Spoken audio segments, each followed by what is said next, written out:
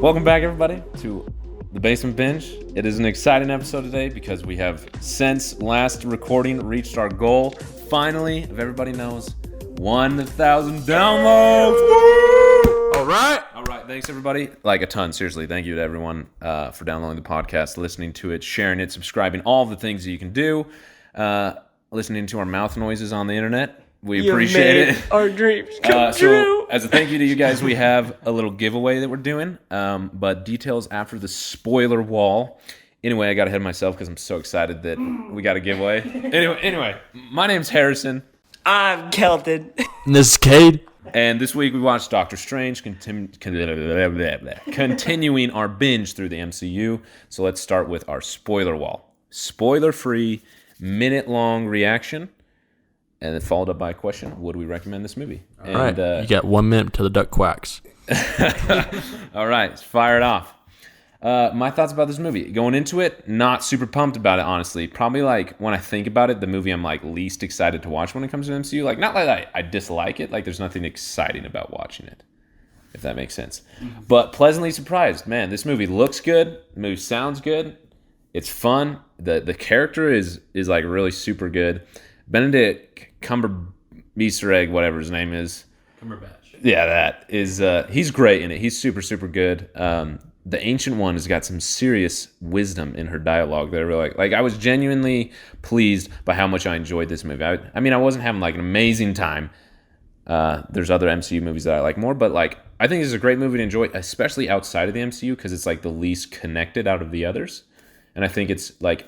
I would recommend this movie to anybody, whether they know anything about the MCU or not. And I think it's just like a fun, what's the word? Not sci-fi. It's fun action. It's not an action movie, but it's a fun movie to watch. So would I recommend it? Very simply, yeah, I would. I'd recommend it to a lot of people. You've been quacked. All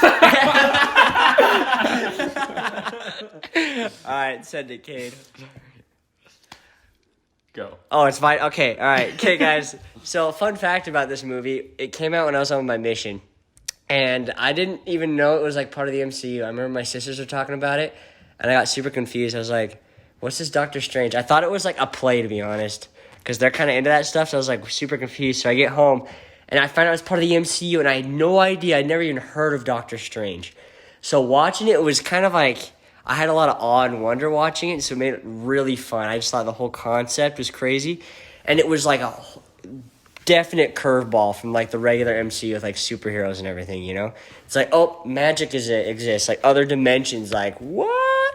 It's like the MCU is like, if you think about it, it's such like a narrow slice of like superhero world. So like Doctor Strange just opens it up to all these other dimensions. So it's way crazy cool. So I would definitely recommend it. It's a fun, definitely like could hook you movie kind of like to watch. Dang, I've been quacked, but I would definitely recommend this show. Okay. All right, I'm up. All right, because this movie I've like been really fond of. When I remember watching it, being so in love with the movie because I watched it in theaters, and this movie was the theatrics, just the visual effects of it is. Nothing I've ever seen before. Like, it rivals Inception. I'll say that. And I love Inception. It's my favorite movie. So that's high regard for this movie. Also, second time watching it, I was kind of like, I noticed some things, and it was really interesting. I learned a different part about the movie, but I enjoy it. Benedict Cumberbatch, Rachel McAdams, I can't remember the guy's name, the main antagonist, but amazing cast. So I love watching these actors act. And whenever I see Benedict Cumberbatch, I want to say he was born for this role. But let's be honest, he was born to act. That guy's amazing. I love any show that he's in. So I would recommend this very much. Family and for movie lovers. And that's my quack. Well, everybody, thanks for listening to the spoiler wall. Again, thank you for listening to these little snippets. Hopefully it helps you enjoy a movie if you haven't seen it before, or if it's just fun to reminisce about it quickly. If you want all the details about the movie, how much we love it, then continue to the main episode. Also, details about the giveaway are in the main episode right after the spoiler wall. But if you go enjoy this movie, come back and listen to the podcast. Everyone else, we're about to continue with our regular scheduled program after the fun announcement of a giveaway. So this giveaway is for everyone as a thank you for reaching 1,000 downloads. We're excited to keep growing, and we cannot do without you guys, so we want to do a little payback. And in our personal ranking scale, we always talk about buying movies. So we want to reward you guys by getting you a movie. So here's what you're going to win if you win. We're going to have 2 winners. One that's if within the United States, which is domestically for us, and then someone internationally. So two winners. If you live within the United States and you are the chosen winner, we are going to get you a physical copy of a movie of your choice under the price of $25, and we'll mail it to you. If you live internationally, because the price of shipping is expensive, we will send you the code through email to a gift card to redeem on a streaming service to purchase a movie of your choice. So that's what you get to win. How you are entered to win is very simple. All the details of this are in the show notes that you can find in any of your podcast listening apps. If you're not listening in an app, it's very simple. You can just go to basementbinge.podbean.com. Once again, that's basementbinge.podbean.com. Click on the Doctor Strange episode. That will have all the notes. So this is what you got to do. There's a link for survey. Click on the survey, answer the 8 questions. After the survey, leave us a review on iTunes or Podchaser and take a screenshot of that review. Then share the podcast, The Basement Binge, on any form of social media and screenshot that you shared it. Then simply just email the screenshots of your review and your social media post to our email, which is bingebasement@gmail.com.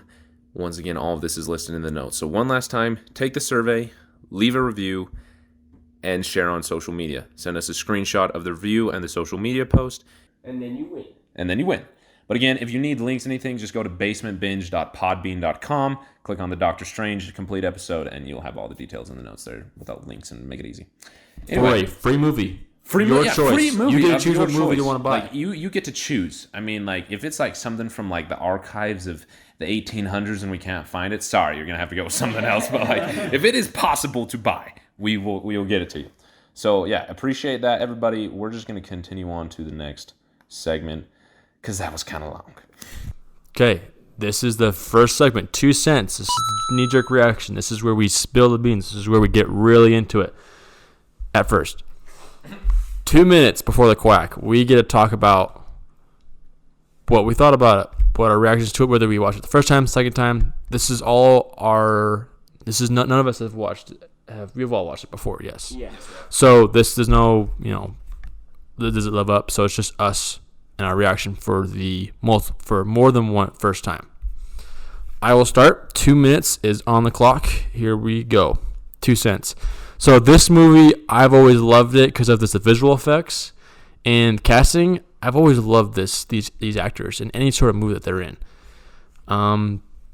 In Chronicles of Narnia, in Sherlock Holmes, in Star Trek, in Star Wars. That's a lot of the movies that they're in. I can't name all the actors and actresses right now. I'm horrible at those kind of names. But these actors, I know them by their face, and I love how they act. And so this movie is just great by itself, without him getting into the story at all. It's just an amazing cast. 2, the visual effects remind me of Inception. And it just like makes your eyes trip and your mind get blown, and it's just so cool to watch. And that's what gives it a really good longevity in the movie. Another thing is, man, I might have a man crush on Benedict Cumberbatch. That dude just knows how to act, man. Doesn't matter if he's a dragon or if he's some sort of like alien or if he's a detective or if he's a doctor who knows magic. He just knows how to do it, how to show it off. And I want to buy this movie for myself. I'm jumping ahead to another segment, but this movie. Not there yet. But this movie is just like good quotable stuff, and it's a movie where I want to look up on YouTube to find a specific scene where it's just so cool and captivating. Because it's just a fun movie to watch. It's fun. It's a lot of fun all the way through. I will say this though. I wanted to see more Rachel McAdams in the movie, though. Because she's a babe. I just wanted to see more of her. Yeah. But like, I wish she could learn magic and stuff, and I hope she comes back for number 2, for Multiverse Madness, whatever it's called, the craziness. Doctor Strange in the Multiverse Madness. but I got quacked, so I'm done. All right, Kellen, you or I? I will go. Okay. All right, guys. So, Doctor Strange. I know, but it's for myself. All right, guys, Doctor Strange. So I think this movie is just kind of like what Kate was saying, a lot of fun, but it's just it feels kind of like a bunch of different movies thrown into one. You get a little bit of like Star Trek going, but also like Magic Harry Potter kind of thing going. So like coming together, it's really cool, and I feel like I don't know it could just be me, but I really relate to the character of Doctor Strange because he starts out as like this like bad ages doctor like kicking butt. You know, he free hands takes a bullet out of this dude's like brain. Like that is so cool to me. And so like how he's able to just I don't know, he's just living his life. Then all of a sudden he gets humbled in like the worst way. He cannot be like this crazy good doctor. You know, this injury like just wrecks him. And so having to watch him like his character art throughout the movie is really cool to watch. And I always think it's I don't know, like watching someone get humbled in that kind of way is like very, I don't know, it just like gets my heart. And so it makes it really fun and entertaining to watch. And I just appreciate the character so much more. And so the villain in this though, I feel like it's harder to like, what's the weird demon thing? Yeah, Dormammu. It's kind of harder to get a vibe of how bad he is. Like we just know he's powerful in like the dark, like the universe or whatever. So it's kind of harder to, like, fear, I guess, the villain in this movie. But it was still very fun because they had to set up, like, a lot of things. You know, everything about the universe, the magic, everything. So it's understandable why it almost felt a little rushed. But overall, I very much enjoyed this movie. The second time, not as much. Just because the wonder was gone. But it was still very interesting to watch. Was this the second time for you? Yeah. Yeah. All right, start my 2 minutes. Hold up, Face ID. Here we go. Okay, so my initial thought going in this movie and the reason I disliked it is because I thought that it was just almost like a copy and paste of the Iron Man movie. Like some super rich guy has a humbling moment and then he becomes a superhero and learns the value of life and chooses to sacrifice himself for people. Great. And I just didn't see much imagination in it. Also, the problem that Kelton presented with Dormammu, this movie really has to set up a lot, and so there's not a lot of fear for Dormammu because it's also such a weird concept that especially in the MCU is so strange, and so it's kind of hard to feel the weight of it. But I rewatching it made me appreciate it so much more, especially the craft of the individuals making it. Everyone involved, but they did a super good job at doing the typical hero origin story that we got so used to seeing, so that we didn't have to focus on understanding a new type of story. We could just focus on understanding the magic and Dormammu, and it if you were trying to watch and understand everything that is Doctor Strange in the vehicle that is Guardians of the Galaxy Volume 2, it would not work. It would not work, and I really appreciate what they do in Phase 3 of doing new things and experimenting, and I think they did find a good balance of sticking with what works so that you can experience new stuff. The visuals in are sweet. The acting is actually super good.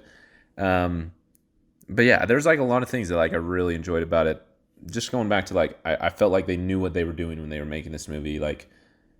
I just never felt Caecilius. I thought Caecilius was stupid. I came to bargain scene was always stupid to me, and the second time watching it, everything they were doing made sense. This is really planned out and thoughtful, and everything's what's the word I'm searching for? Everything is purposeful and executed really, really well. It made me like it a lot more. So my rating of it went up a lot. It's not groundbreaking in any way, but I really, really liked it. Yeah. All right, that brings it around to the next segment, Pick Your Poison / MCU Ranking.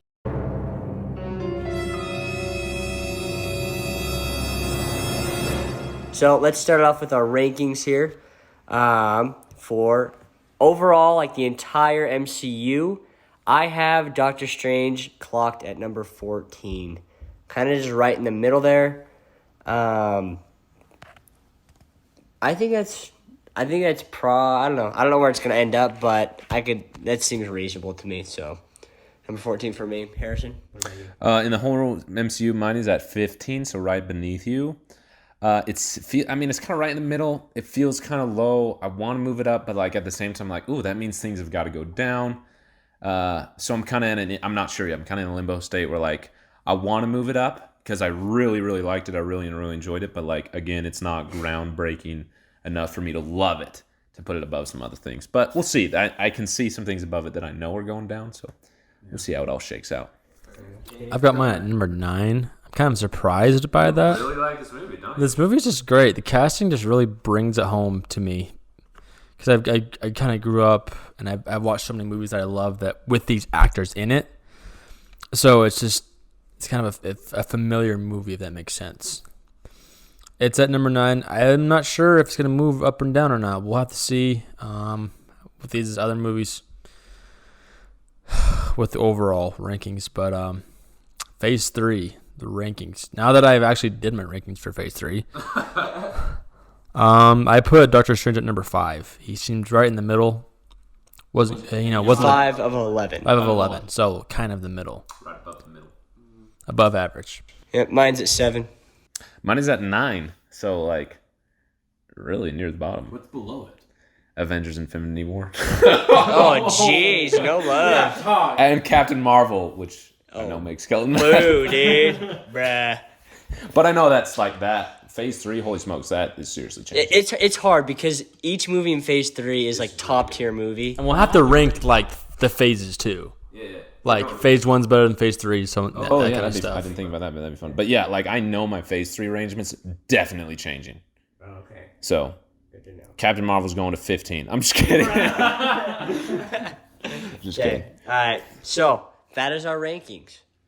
Stay tuned, and who knows how long it'll take us for us to finish this, but we'll redo our rankings, which is always a way fun podcast episode.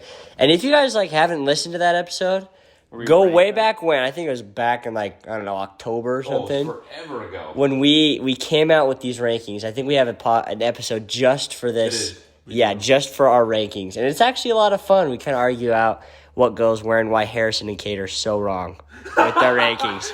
So that is that. But bring it around to I'm curious what that podcast is. Pick your poison, dude. Oh my gosh, that's like our 4th episode No ever. way. Number 4. That is September What episode of is this? 2019. Jeez. Okay, this is episode number 36. 36. 36. Or 36 and 37 because it's 2, but Yeah. like 36. 4. Hot diggity day, 4. dude. Oh my gosh, that was so long ago. Our Okay, sorry. old orange story, guys. If you know what that is, you really deserve that to win that Blu-ray because you are a true listener of the Basement Binge. Heck yeah, guys. Okay, anyway. Back to pick your poison for this week. Sorry, I'm quoting a video I saw on Twitter the other day. It's this newscaster lady where like she says every word like it's a capital letter. And I was watching it the other day with Kate, and it's so freaking. It's like 2 minutes long, and she's just. She's like, She doesn't crack for 2 minutes. No, It's she's how like, she talks. yeah, she's like a news lady, and she's just on TV talking about something that happened, and like every word she's like, so next week the burning building will be. Oh my gosh. Okay, if we can find that, It's it will be really linked. funny. It'll be a link. We'll try to make sure to link because man, it's the whole 2 minutes. I'm not kidding. It's pretty funny. Anyways, Rankings. pick your poison. All right, I would. So to establish, we have 4 different rankings. We have our first, which is never watch again. That bad to just have no interest. Next is our renting. No, streaming. If it's on a streaming service like Netflix or Hulu, and you don't have anything else to do, it's like, oh heck, why not? You don't have to pay any money, just like stream. you like the movie's on while you're doing dishes or whatever. Yeah. And then number 3, rent, which is you actually spend money just to watch it one more time. Don't really have any interest to watch it again after that. Where you want to watch, like you really want to watch it, but it's like you don't got it. It's like, dang it, I'm down to spend a couple bucks for it. Yeah.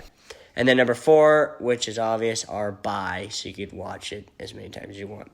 So, my pick your poison for Doctor Strange, I feel like it would be a rent because I don't know. Watching it the second time, like, I was actually looking forward to this podcast. I was like, oh, heck yes, Doctor Strange. And that could be just because, like, I saw it not recently, but it seems more recent in my mind when I watched it. And so, I don't know. I would say rent this movie. Maybe watch it one or two more times. Spend some money, so. My ranking, okay. Before, going in this podcast, before watching it, I probably would have been somewhere between stream and rent.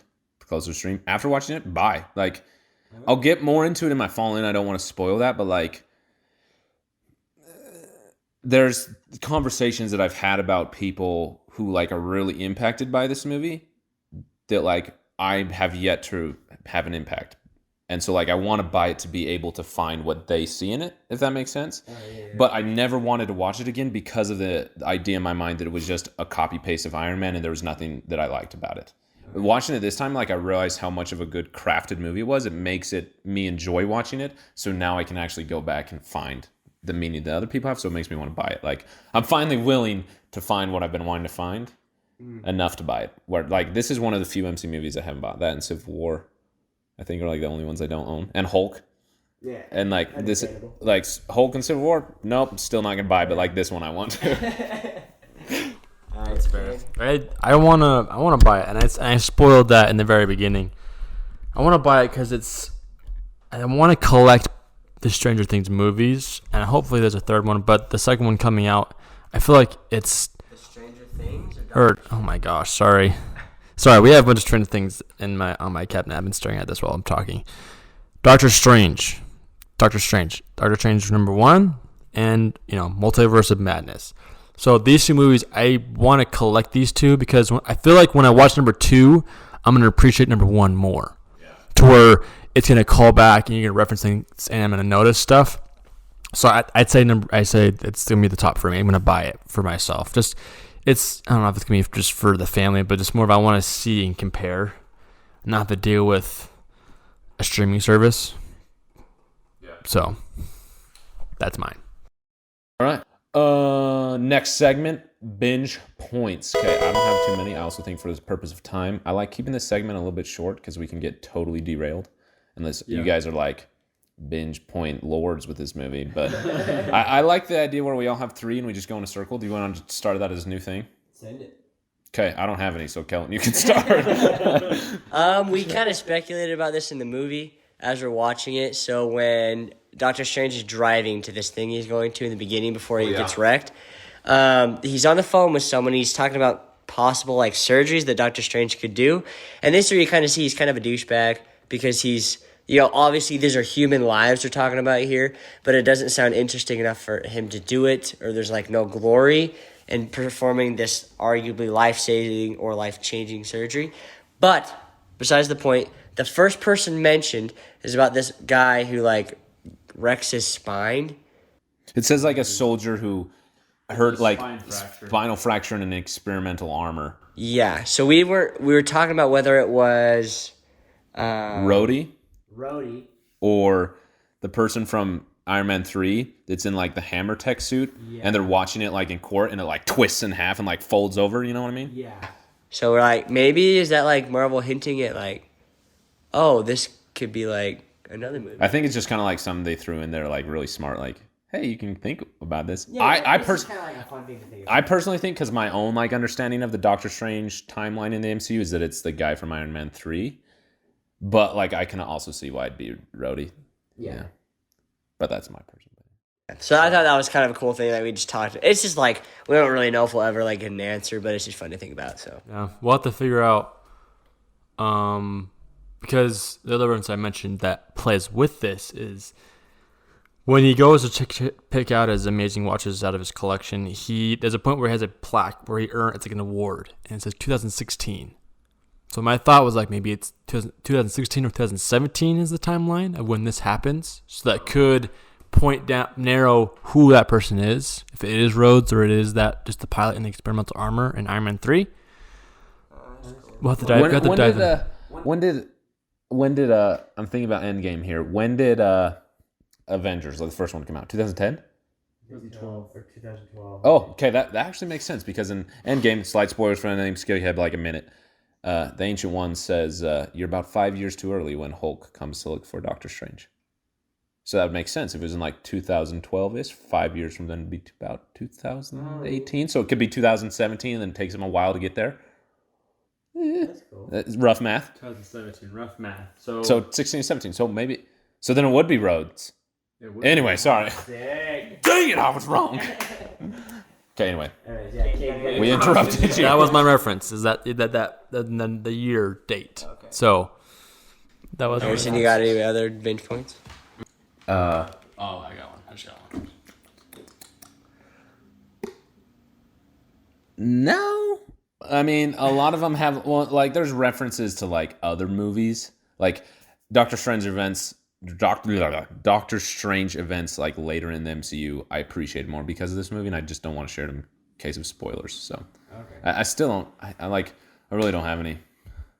I think a big part of it is because, like, I'll just say this because I don't have another time to say it. Like, I wish I knew more of the Doctor Strange comics. Like, what the heck is that? Like, I wish I understood the mirror dimension more. I wish I understood the dark dimension more. Like when it comes to comics, Doctor Strange is like the character I know least about. Like, the only interaction I have with Doctor Strange in the comics I've read is in, like, the big crossover events where he's involved. I've never read a Doctor Strange comic. Yeah. And so I think it makes it hard because it's just so unfamiliar to me. I agree. If we had like another movie or like a prequel explaining more of just kind of the Doctor Strange world, it would definitely help, I think. And I think a big part of the binge points that I said earlier, like, this is the least connected to the other MCU. Yeah, like, definitely. Sorry, I'm interrupting. Does anyone have any other binge points? I got none. Tony Stark's Tower. Oh, yeah. There was a cameo in that, so, and then Stan Lee's cameo. Cameos. Okay. That's about it for me. Now we will go into our next segment, which is least and likes. Least favorite scene, favorite scene. Just 2 scenes. We'll go around the room each with their least favorite, and we'll go to our favorite. Okay. My favorite. What least favorite first? Oh, least favorite. That's right. Least favorite scene is when he crashes, dude. He was on his phone. That's what made him crash. And when he went to pass the car, he passed him too quick. So he clipped himself on the car, and that would have wrecked him. It's like, gosh, if you just looked up like a half second, you could avoid that. Because that was a gnarly freaking wreck, though, dude. that was crazy wreck. Crazy wreck. So I didn't like that.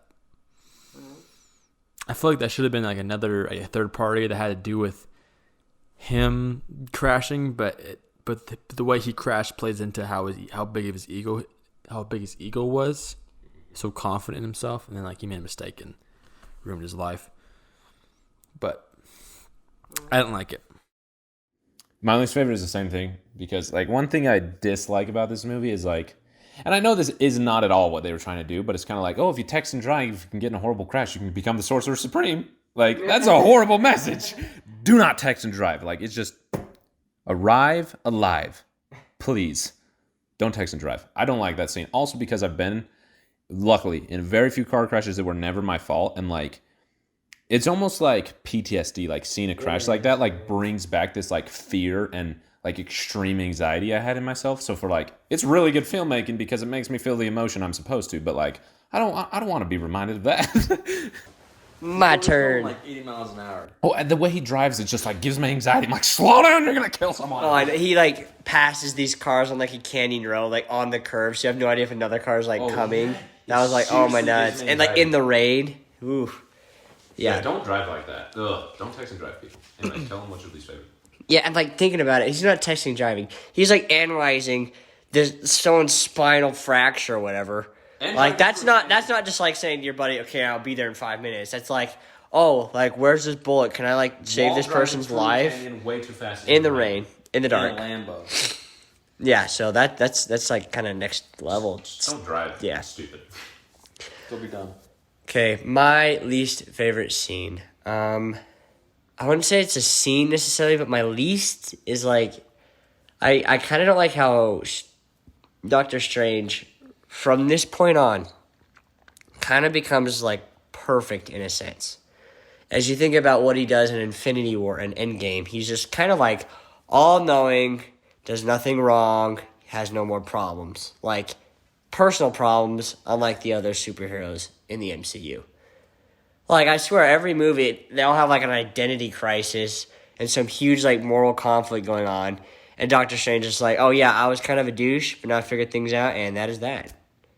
Like, he kind of just turns into this supreme sorcerer. Well, yeah, but it's like, I don't know, it's just kind of annoying. And then he was kind of like... You know, I just realized something.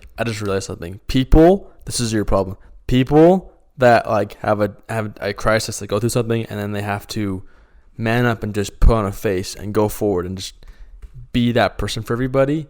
That annoys you. Yeah, like Captain Two examples: Captain America and Doctor Strange. Yeah, freaking hoes. But seriously, it's like, I don't know, it's this whole idea of like, well, from the get-go, it was like, oh, you're the golden child. Like, you're the student who's obviously super gifted and you're going to become, like, really good and everything. Like, it felt... It might have just been because the movie was rushed, but it felt like 2 days there, and I was like, oh, the other master of this sanctuary died. Master Strange. Is like, wait, hold up. Like, how is he able to just, like, fight off, like... Oh, what's his name? Caecilius? I mean, he kind of fought him off, but he had a lot of help. Yeah, obviously, but it was like first week, he's just like, kick butt. Yeah, and so it was like, wait, what? It just felt like, it might have just been too much into that stereotype of like, oh, he's gifted, and like kind of like light around him, and he just rises through the ranks to become the number one homie, and you're like, wait, hold up. So that was actually kind of my binge point. I love at the end how Mordo says like, there are consequences, and I'm excited to see the consequences that come to... Like, they are going to come, like, especially in the Multiverse of Madness. And the little bit of Doctor Strange that I know from the comics, like, he's usually pretty good at being...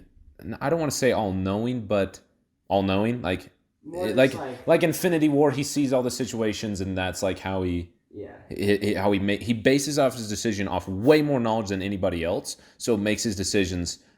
smarter, top tier. Yeah, good words. And so like, but even in a top tier decision maker with all the abilities that he does have, like there's still consequences that are going to come. And I think it will be really cool character to see someone who is upright and as top tier as Doctor Strange deal with consequences that still come because he's not perfect. I mean, he's pretty close, but like, I really like that part of the movie, and it made me excited for what's to come. Okay, I am excited for that whole like.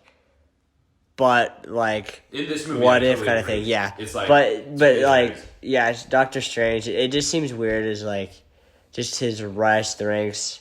He's just this ignorant dude, and then all of a sudden like, because he still kind of like broke the rules to like become that gifted student. Like he was like breaking rules all the time at like the place. So I don't know. It just felt weird. I didn't like just how like. I don't know, just perfect he becomes. And, like, he can do no wrong. For, like, kind of just the rest of the MCU going forward. But that might change within the movie. So that's my least favorite thing. So let's get into favorites. Favorites. Okay.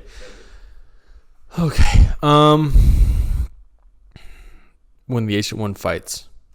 The what? When the Ancient One fights. So there's a point, it's not the beginning part, but it's in the end when they find out that she's using the Dark Dimension's powers, right?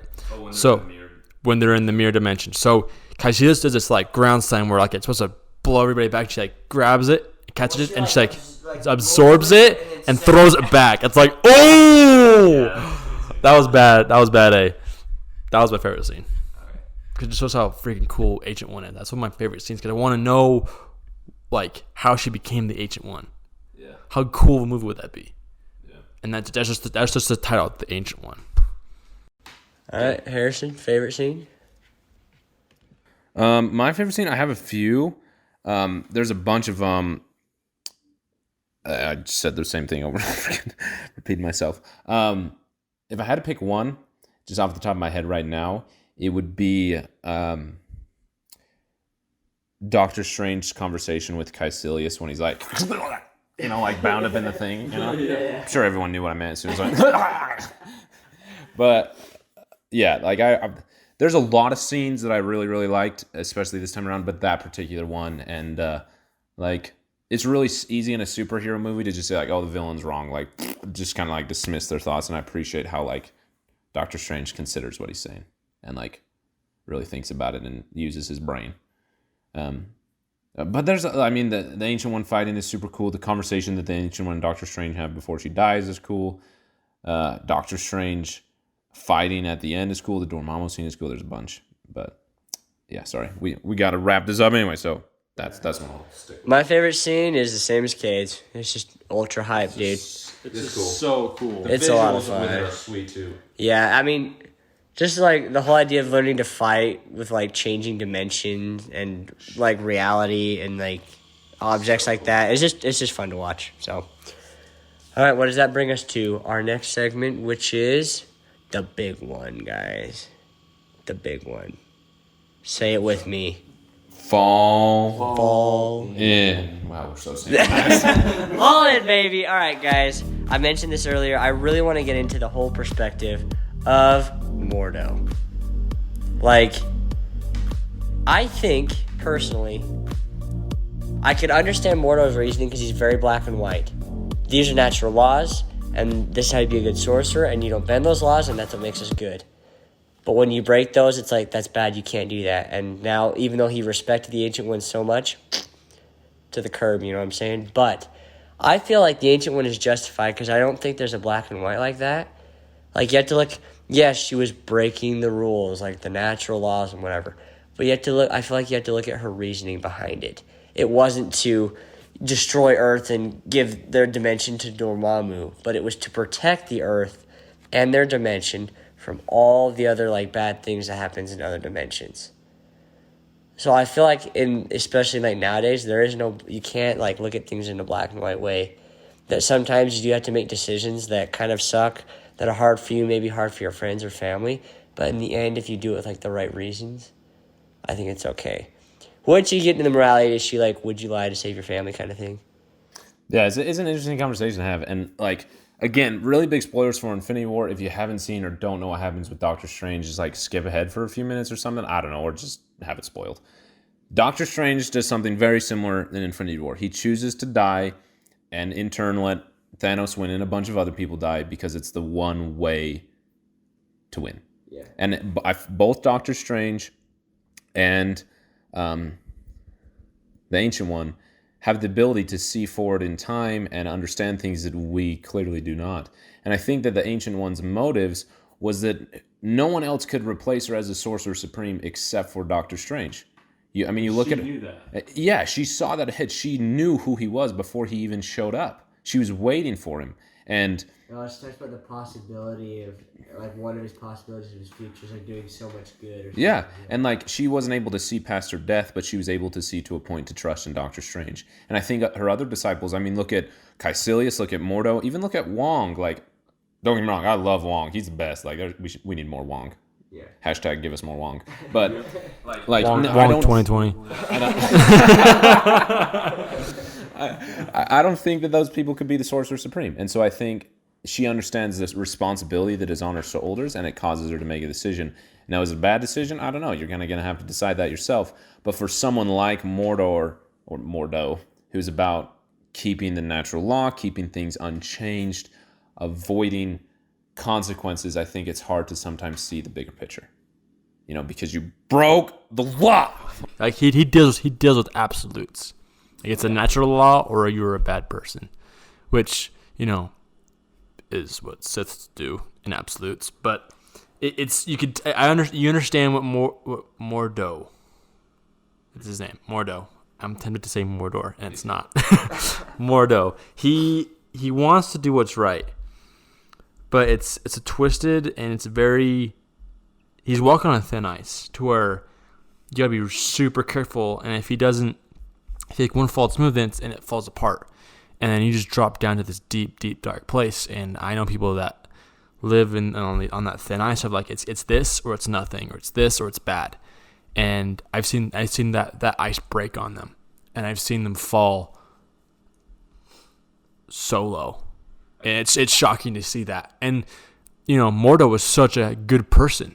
You know, he's not a bad person, but it's this point where he has these standards of thin ice where, because they broke in such a way to where he is now, it flipped him, and now he's out to stop. Like it's him, it's his standards, his his revelation against all the infinite universe. Yeah, I think kind of taking what Kate's saying and going like another avenue that I noticed this time with Caecilius, which made me like him a lot more. Everybody, I mean, that we hear the stories of that came to the Ancient One came because of things that happened in their life that left them broken. Caecilius, everyone he loved died. It says that he lost everyone he loved. So he's broken by death. So he comes to the Ancient One hoping to overcome and be unbroken, and her inability to teach him immortality leads him to go to Dormammu for the purpose of eternal life. He wants to avoid what broke him, if that makes sense. Yeah. We don't know too much about Mordo, but he came. I imagine there was something that he was unable to control, some form of thing that wasn't balanced in his life that left him broken. And he came to the Ancient One to be unbroken. And when that thing that made him unbroken was no longer there, he realized how broken he was. And I think Caecilius was acting selfishly, Mordo acts selfishly, and like Doctor Strange, and I also think the Ancient One, as far as we know, are like two of the only individuals that we're seeing who get to the point where they can choose to walk away or do something different because their selfish motives are no longer upheld by what they thought was accomplishing them. And instead of choosing to be selfish, they choose to do the selfless thing. And I think the Ancient One, I don't think she was choosing eternal life for herself. I think she was choosing it for others. I think she saw people like they come to them broken, looking for, I don't want to be broken anymore, rather than like I want to do good. Like people come to them always broken. So she saw Doctor Strange as someone who comes broken, but comes out on top as someone who, okay, I could have gone back to my life, come back, but I didn't. I came, and now I'm learning, and now I'm here to stay. And so she stayed. I mean, who knows how long she was around for her to find someone who was like that. Yeah. And maybe that's another reason. Like, I can't just leave the world to broken people. I need to try to heal them, let them see a bigger picture. And there's so many times in a lot of her dialogue is her warning everybody, warning people, warning individuals. Dude, she dropped like straight wisdom a lot of the time in the movie. I was like, dang. Well, I don't know what it was, and maybe it's just because I was under what I finally understood about Caecilius and Mordo. But she said it's not about you, and like you really like trying to analyze Mordo. Like his motives are still very, very selfish. He came to her because something caused him to be broken. Her ability to follow the natural law and make things that were natural and to protect the natural law, which was his understanding of what she was doing, like that allowed him to put himself back together. When that ice he was standing on fell, he fell apart again. And he was back to his selfish motives, so he turned sadly to a dark thing. And I think people do that every day. We do things because we need something selfishly. I mean, if we're broken, it's a wonderful thing and a very worthwhile thing to pursue putting yourselves back together. But if you're standing on thin ice and it falls apart, what do you do at that point? Because it's going to happen, and you can be like Caecilius, you can be like Mordo, you can be like Doctor Strange and be a bigger person and choose to like not just go back to what you originally wanted, but to choose you are now a part of something bigger than yourself, and to go and sacrifice everything that he wanted, to die over and over and over for a time loop. Like, I just think it's a really big opposition, and I think that was one reason I never liked Caecilius. I was like, who wants to bring the dark realm or whatever it's called, like dark dimension, like who wants that? But like he wants eternal life because that's what he thinks he needs to stay unbroken, because he can't put himself back together. Like, yeah, he was trying to put himself back together with, I don't know, I'm trying to think of an example of something that's like glue but isn't. He's trying to put himself with something besides glue. So like kind of taking it personal, not to get like too weird or anything. Do you guys ever feel like you've been broken? Yeah. And like, what has helped you to not necessarily be like fixed, but like I don't know, maybe start the path to be not broken? I don't know. You guys get what I'm saying? I think you kind of always stay broken. Like, say there's a specific way you always do something to achieve happiness, and that specific way, like, it's like a road where you always take this road to get to a place that you enjoy being at, and now that road is cut off. That road, that car's broken. That place is no longer there. whatever it is. It's a point where like you cannot get from here to there. Now, there's plenty of other roads you can take that leads you to a place that you want to be at. And I think when you become quote unquote broken, those feelings are just like, okay, now I think that a moment you can consider as a point where you become broken is a point where you don't know what to do next, and you're at a low place and you don't know what to do next. I feel like that's a point where you can consider that is a moment of being broken. And I think that never, because you always remember that moment.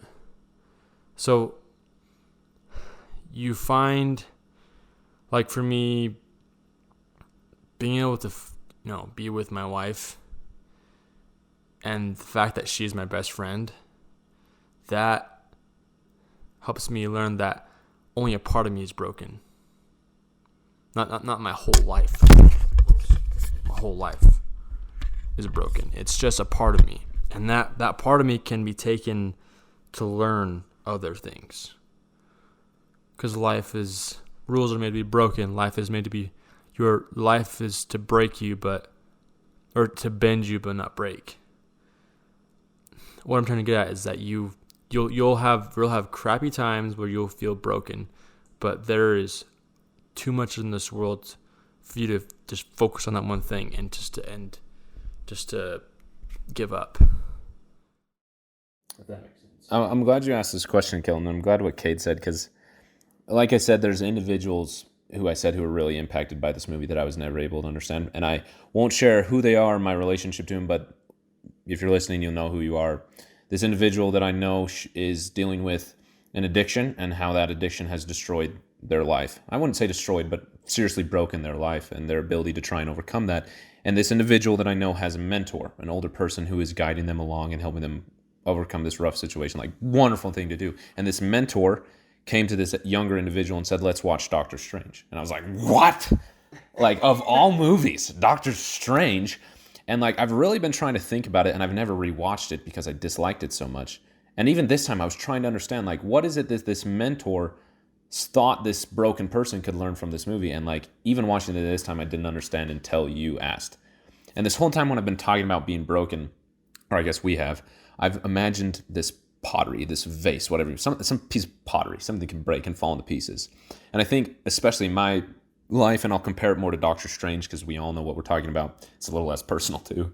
Like Doctor Strange, he had himself made up that his vase was him. He was this piece of pottery, and a defining thing was his work as a doctor and his fame. And as soon as that piece was taken away, it was like the whole thing shattered down. That like the pottery as a whole could not stand without that missing piece. Like, not only was a piece missing, it had completely broken and fallen apart.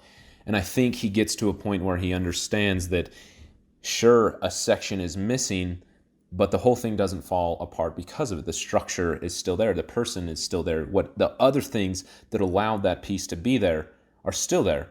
And so in my head, I kind of imagine it like you have this pottery, and instead of like a piece missing from it where there's a hole, I imagine it that like his work as a doctor was like a handle, and the handle fell off. The thing that allowed the handle to be there, the structure, the whole, like the major part of the person was still there. The handle had to be broken off for something, a much greater handle, him being the Sorcerer Supreme, to be there. And I think that's a similar mentality I'm trying to reach to myself, that like this defining characteristic of myself is no longer there. And I feel really broken. And like, I appreciate you asking this, Kellen, because it's something that's like actually right now I'm like really badly happening to me. I feel like I've lost a part of myself that has caused me as a whole to be incredibly broken. And like, without that part that I thought was defining me, I can't be those other things. And I think that I need to come to the realization that that part that's missing is great, but it doesn't take apart from who I actually am. There's just a different piece that I need to find and put there. And like, that other greater piece couldn't be put there while that other one still was, if that makes sense. And I think I need to stop viewing it as a whole in my piece of pottery, but as a handle that's fallen off, and I need to put a different handle. You know what I mean?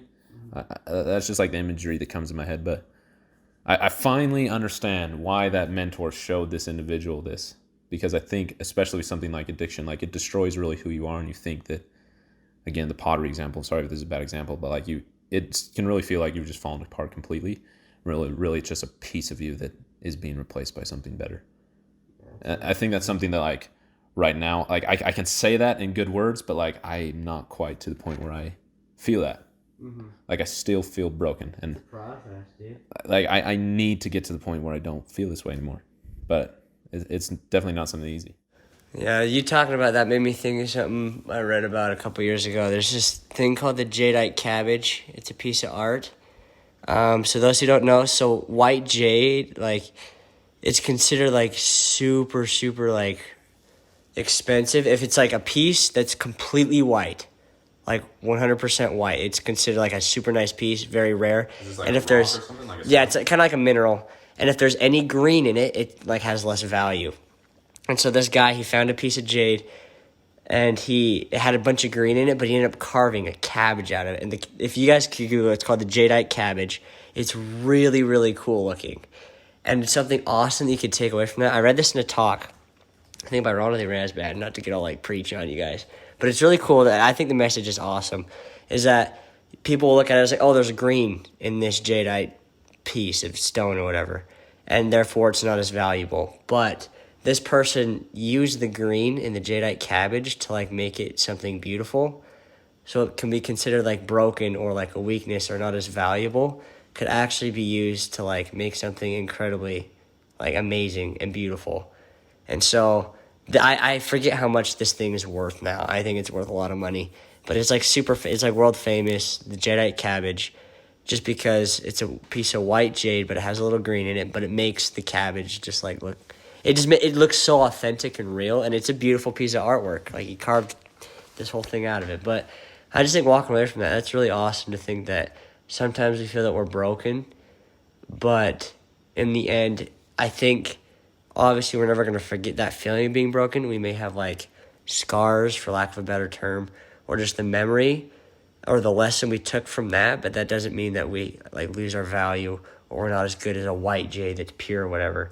But that you can, in your own way, like, still be something valuable and important moving forward, remembering how it was to be broken or how you are feeling or how it feels to be broken in the moment or whatever it is, but that you can still, like, work at it and, like, still have value in the end. So I think another, like, side of the coin is, like, and this goes back to what I'm saying, maybe it's just I'm being selfish and thinking about my own thoughts, but, like, I think it's identifying yourself by what you have and not what you don't have.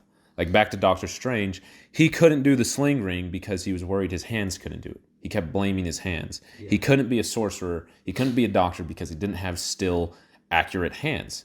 It wasn't his, like, yes, his hands were a necessarily tool in becoming a good doctor, but it was his work ethic. It was his knowledge, his ability to study and learn and, like, work super hard. I mean, whether it comes down to like a photographic memory and a good memory, like, he got an MD and a PhD at the same time. Like, that's really beyond just a good memory. Like, that's hard work and discipline and like a work ethic. And the Ancient One helps him realize that it's not your hands that make you who you are. Your hands aren't what's holding this piece of pottery together. It's you are. And like all these things that your hands were just a part of. They were just something that was used to take advantage of who you are.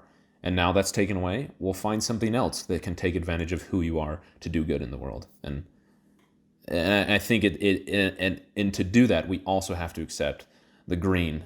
To go back to the jadeite cabbage, we have to accept the green in ourselves as well. You got to accept what you have, instead of just focusing on what you've lost, but you also have to accept maybe the negative, for lack of better words, that you've gained. And how that is actually a positive. It's very, like, it's really nice to, like, sit down and have a conversation about this, but, like, that is really hard. It sucks sometimes. To do that. Being in that moment, it's horrible. Yeah. So I wanted to say something. It was a small thing. So in life, you can't lose something. It feels like you lost something, but it eventually gets replaced. You know? Like, when I dislocated my shoulder, I lost my ability to be physically active. I lost that. I felt like I lost that. But actually was replaced with a perspective and awareness of that. I'm not invisible. I'm actually pretty fragile. You mean invincible? Invincible. That's what I said. I meant to say invincible, not invisible. Invincible. Like I thought I was unstoppable and that I was capable and had a lot of confidence, but now it's more of the confidence is back because I have my ability to use my shoulder now. But it's more. I have added perspective that what I'm capable of, and that there are more things to my life than just being physically active. It's having conversations, it's having relationships that are meaningful rather than just superficial and just for the spite of being in the moment. That life, you lose things in life and that's what it feels like. But in reality, they're being replaced by something that you don't know about yet. That was a really good conversation. I'm glad you asked that, Kelman. Like I really, really badly needed that. I've been in a pretty rough spot lately, and I need that conversation. So thank you. Hopefully, you listeners also walked away from that. One of my favorite things, kind of to wrap up here and digress a little bit about the podcast, is like we can go from like laughing our heads off and like having a ton of fun and getting like hyped about how cool the Ancient One looks when she fights and does like the worm and slams the bricks back, like to like having like a super serious conversation about like things that are really empowering, real life, but like hard, like troubles that we have sometimes. And like I think for me it's really positive because it's really easy to have the conversations about the hype that you get from the Ancient One slamming the bricks and stop there. And it's easy to not continue the conversation to get to the point where we are. So hopefully, listeners, this allows you to get to have a conversation with yourself that you've been maybe never getting to the point of. But thanks for listening, everyone. Yeah, thanks for asking a good question, Kelton. Thanks for responding in a way, Kate, that got my mind working. I would not have come to the conclusions that I came to about myself today if it wasn't for you too. So thanks. Yeah, I love those moments when you have like those personal like boosh. It's kind of just like kind of clicks into place like a seatbelt. Just like comes in, and all these pieces come together and just hit clicks. It feels good. Yeah. Well, to like really shake up the mood in the room right now. Thanks everybody for listening and for downloading the podcast, helping us reach 1,000 downloads. Please share it with your friends. We have more goals. We have more things coming, but we can't do it without you. We need the podcast to grow so we can. We're doing this with you. Yeah, we're doing it together. So we want to reward you. Again, there's a giveaway. All the details are in the show notes, which you can go get at basementbinge.podbean.com or in the show notes of any podcasting app you're in, which is really simple. Take a survey, submit a review on iTunes or Podchaser, and send us a screenshot of that review in addition to a screenshot of you sharing our podcast somewhere on social media, and email that to bingebasement@gmail.com. Again, linked all in the description, the show notes, and then we forgot to say, the winner will be decided within 2 weeks when we get to my favorite MCU movie, Spider-Man Homecoming. During that episode, we're going to announce the winner. There's a deadline. Make sure you guys do it before then. 2 weeks. March 19th is the deadline. March 19th. Get them submitted by then, and you'll have a chance to win. Again, 2 winners. One in the United States, one internationally. You get a free movie. Enjoy it. Binge it. Talk about it. Have a good conversation with your friends. Anyway, thanks for downloading and listening. See you guys next week. Ciao, ciao. What to do, Peace out, home dogs.